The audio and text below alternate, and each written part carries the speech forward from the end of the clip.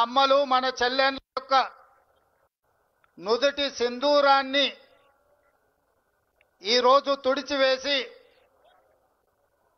అంతర్జాతీయ ముఖ చిత్రంలో భారతీయుల మీద ఉగ్రదాడి చేయగలుగుతామని ఉగ్రవాదులు విర్రవీగుతున్న సందర్భంలో రాజకీయాలకు అతీతంగా పార్టీలు జెండాలు ఎజెండాలకు అతీతంగా 140 కోట్ల భారతీయులు అందరము ఒక్కటే ఈ భారత మాత రక్షణలో మనమందరం ఏకమై మన సార్వభౌమ అధికారం మీద ఎవరు దాడి చేసినా వాళ్ళను వదలబోమనే సందేశాన్ని ఈ తెలంగాణ నడిగడ్డ మీద నుంచి భారత వీర జవాన్లకు మనము అండగా నిలబడి వాళ్ళకు ఒక స్ఫూర్తిని ఇవ్వడానికి ఈ రోజు వేలాదిగా ఇక్కడ మనం సమావేశమై ఈ సమావేశంలో ఈ దేశ సరిహద్దుల్లో దేశ రక్షణలో పనిచేసిన మాజీ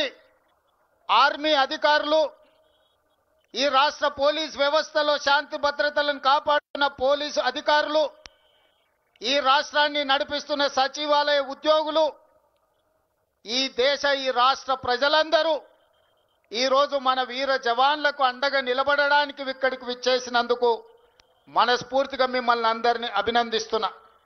ఈ సందర్భంగా పాక్ ఉగ్రవాదులకు పాకిస్తాన్ పాలకులకు అంతర్జాతీయ ముఖ చిత్రంలో ఉన్న ఏ దేశమైనా ఉగ్రవాదాన్ని ప్రోత్సహించి ఈ దేశ సార్వభౌమ అధికారం మీద దాడి చేయాలనుకున్న వాళ్లకు ఈ వేదిక మీద నుంచి హెచ్చరిక జారీ చేయదలుచుకున్నా।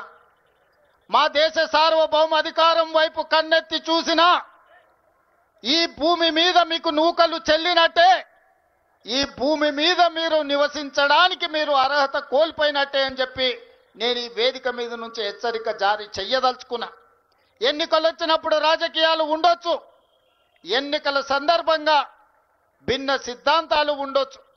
మా నాయకుడు మల్లికార్జున్ ఖర్గే గారు, ప్రధాన ప్రతిపక్ష నాయకుడు రాహుల్ గాంధీ గారు ఈ దేశ ప్రధానమంత్రిని కలిసి సంపూర్ణంగా మేము అండగా నిలబడతాం, ఉగ్రవాదుల యొక్క పీచ మణిచివేయండి అని చెప్పి మద్దతు ఇచ్చిండ్రు। ఇది భారతీయుల యొక్క స్ఫూర్తి। ఆనాడు బ్రిటిష్ వాళ్ళ నుంచి శాంతి ద్వారానే యుద్ధం గెలిచి ఈ దేశానికే కాదు పాకిస్తాన్కి కూడా ఈ రోజు స్వతంత్రం వచ్చిందంటే స్వేచ్ఛ వాయువులు పీల్చుకుంటున్నారంటే అమరుడైన మహాత్మా గాంధీ శాంతియుత పోరాటం వల్లనే భారతదేశానికే కాదు ఈ రోజు స్వేచ్ఛను అనుభవిస్తున్న పాకిస్తాన్ కూడా స్వతంత్రం ఇప్పించింది అమరుడైన మహాత్మా గాంధీ।